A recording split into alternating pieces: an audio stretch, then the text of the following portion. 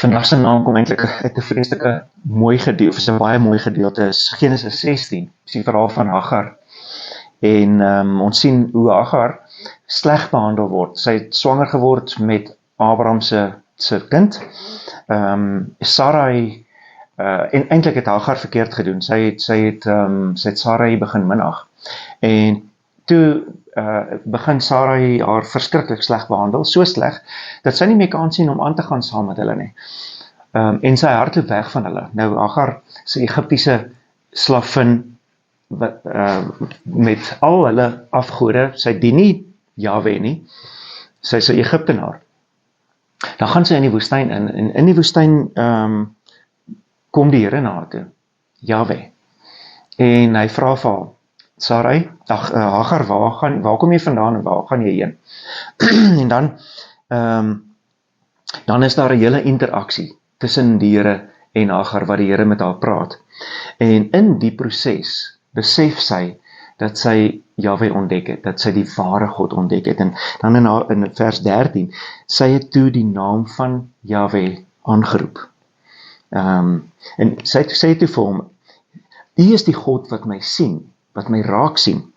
Hier het ek hom gesien wat my gesien het. Nou, hier is 'n paar dinge van El Roi, die God wat sien, wat verskriklik oulik is, wat uitstaan. Die eerste ene is, El Roi is die God wat jou raak sien. Nou, dis die eerste ding, ooglopende ding wat Hagar besef het. Sy het ontdek, Jahwe, sy ander naam El Roi, sien my raak. Selfs 'n Egiptiese slavin wat niks te doen gehad het eintlik met Jahwe nie, hy het my raak kom sien. Hier in die woestyn waar ek alleen is, waar my omstandighede haaglik is, waar ek weggehardloop het, en hy het my raak gesien, en hy het vir my laat weet, Hagar, jy is belangrik genoeg vir my, dat ek moeite doen in jou lewe, ek sien jou raak. Dis die eerste ding, dis vreeslik mooi. Dan die tweede ding, wat die Here doen, is, hy help jou om agter te kom, of om eintlik om God te kan sien binne jou omstandighede. Hagar het gedink, sy is God verlate.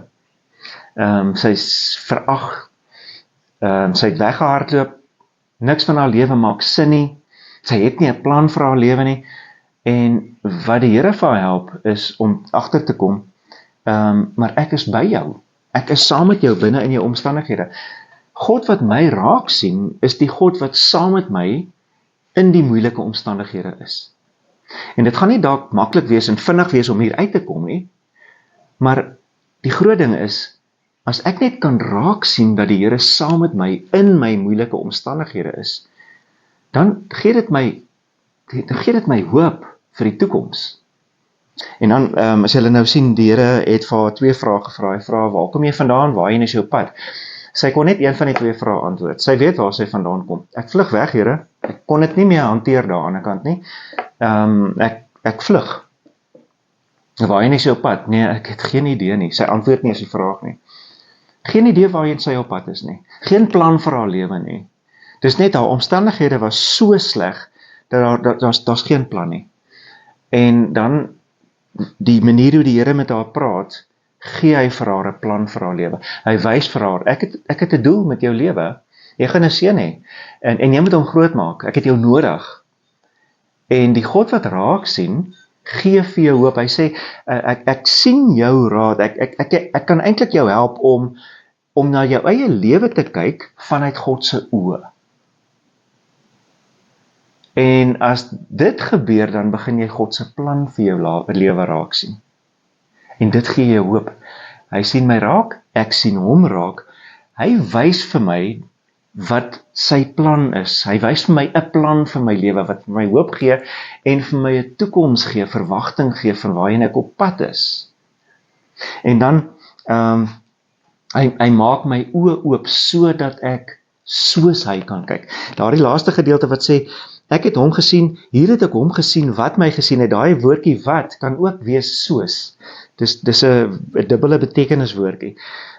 Hier het ek hom gesien, en hier het ek begin leer om te kyk soos hy gekyk het. Ek kyk met God se oë na my lewe, ek kyk met God se oë na slegte omstandighede. Dis 'n ander manier van kyk. Dieselfde omstandighede, maar jy sien totaal ander goed raak.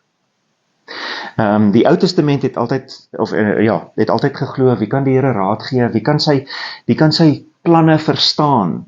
Paulus sê op 'n stadium, hy haal daai versie aan, hy sê, wie kan die Here raad gee? Wie ken sy gedagtes? En dan sê hy, wag 'n bietjie, dis Ou Testament, Nuwe Testament.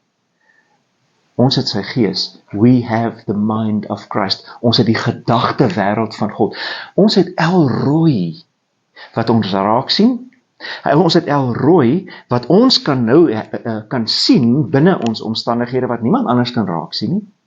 Ons kan kyk soos hy kyk na ons lewens, en ons kan nou sy plan raak sien in ons lewens, because we have the mind of Christ.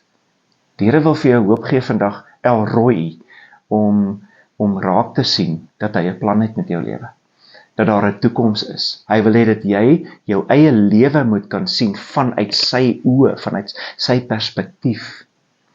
Dis 'n totale ander spin, as om net te sien, maar die Here is saam met my in hierdie moeilikheid, hy sal my hier uitkry. As jy nie 'n plan het nie, gaan jy uit die moeilikheid kom nie, en dis wat El Roi doen. Is dit nie ongelooflik nie? Ek bid, dat die Here jou oë sal oopmaak vandag, sien hom raak wat jou sien, maar sien soos hy na jou lewe, en sien die plan raak, sodat jy kan aangaan met hoop. Lekker dag vir jou.